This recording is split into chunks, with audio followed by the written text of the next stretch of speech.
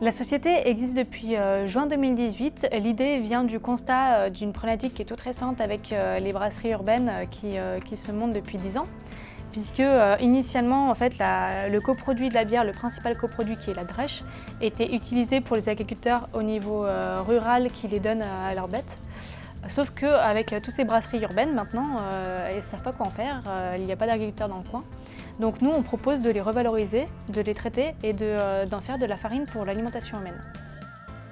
Pour traiter la drèche, qui ne se fait pas actuellement, nous avons donc fait une partie de recherche et développement qui a duré entre 6 et 8 mois, pendant lesquels nous avons loué des machines, fabriqué des prototypes afin de tester derrière la farine et voir si le projet était viable.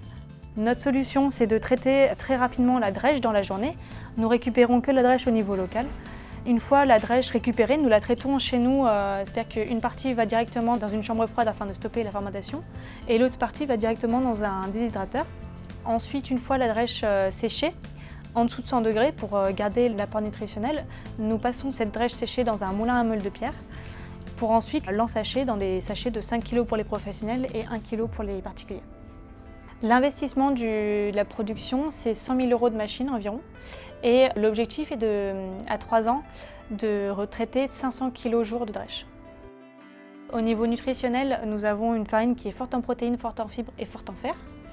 Ce qui peut être très intéressant par rapport à toutes les problématiques de consommation de viande aujourd'hui.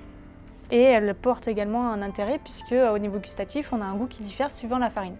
Nous proposons déjà 2 gammes bio et non bio. Et nous proposons 3 goûts, blonde, ambrée et brune. Suivant la bière utilisée, le malt est différent et le goût diffère. Et il est plutôt prononcé. Par exemple, pour une brune, on va retrouver une farine qui est naturellement chocolatée. C'est-à-dire que dans un muffin, on n'est pas obligé de mettre du chocolat, elle est naturellement chocolatée. On retrouve également des goûts de caramel, des goûts plus ou moins sucrés. On retrouve tous les goûts en fait, du malt qui est utilisé pour la bière. Nous avons effectué des tests avec les professionnels, déjà avec l'Institut Paul Bocuse pour comparer par rapport à d'autres farines type farine blanche, et également avec des professionnels des métiers de bouche, essentiellement des boulangers, afin d'avoir leur retour sur la farine. Les retours ont été très positifs, d'une part sur le côté gustatif et technique, puisqu'elle comporte un côté friable qui est intéressant et qui fond en bouche. Le produit est en vente sur nos sites internet à nous, sur d'autres sites internet et chez les supermarchés type Biocoupe, La Vie Claire et également dans les épiceries locales.